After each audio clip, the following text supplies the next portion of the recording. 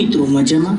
તમે બોલિવૂડ કે હોલિવૂડ વિશે તો જાણતા જ હશો, પરંતુ શું તમે તમારી ગુજરાતી ફિલ્મ ઇન્ડસ્ટ્રી વિશે જાણો છો?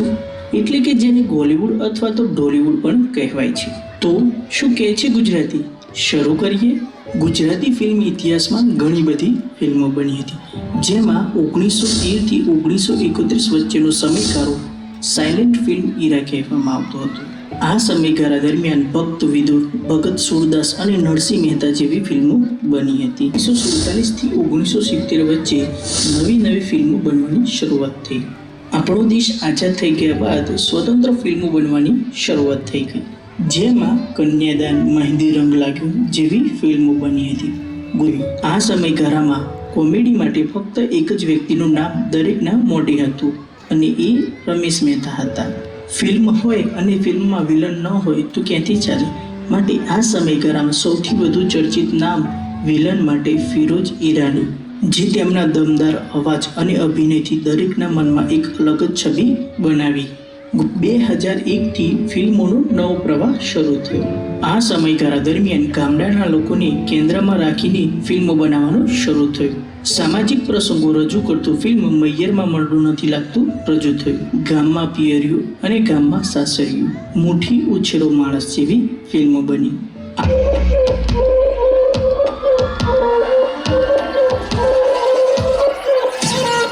કલબલ કલબલ ચાલે રે દુનિયાનો શોર, તડબડ ચાલે સવાર સાંજ ને બપોર.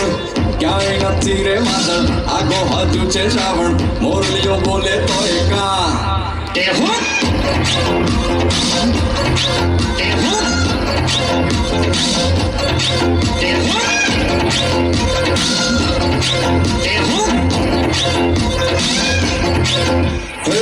કલબલ કલબલ ચાલે રે દુનિયાનો શોર, તડબડ ચાલે સવાર સાંજ ને બપોર.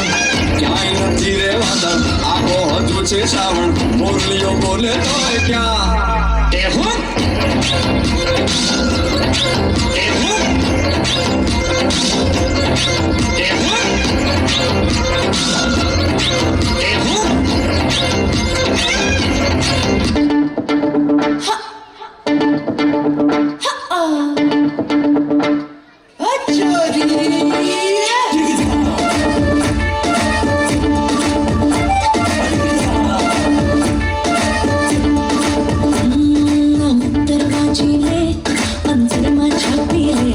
સમજીને જાણીને તારી અંદર